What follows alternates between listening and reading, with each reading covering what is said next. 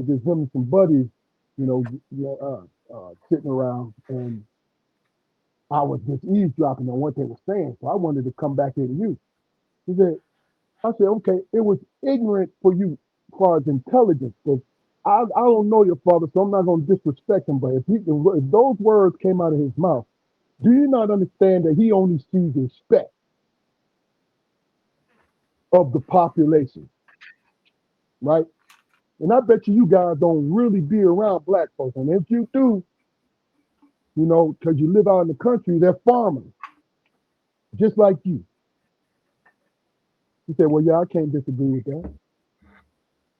And he said, well, yeah, you know, they hard working, but they don't do as well as us. I said, because you had a community to support you, meaning that you would take advantage of those folks because you're in a power position, right? But here's the ignorance of your question.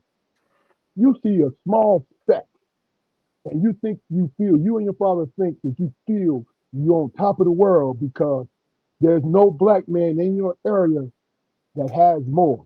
And if he does, you don't know what he do for a living, but you want to call him a drug dealer.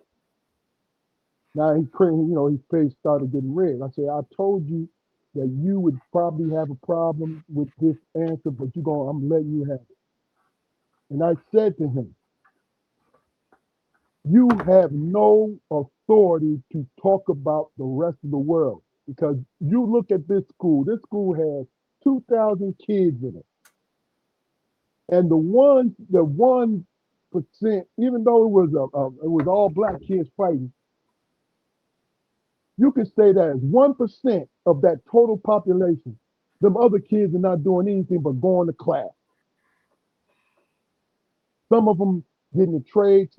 This is my assumption. And if we really went into it, I said, I am not trying to make excuses or justify my existence to you.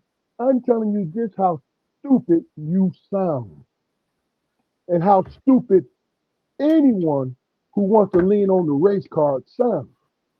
Because no matter how much experience you have in your life, you don't know the scope of everyone in our community. But you assume and you believe the lie. He looked at me. He was speechless. I said, of course you're speechless. You want to know why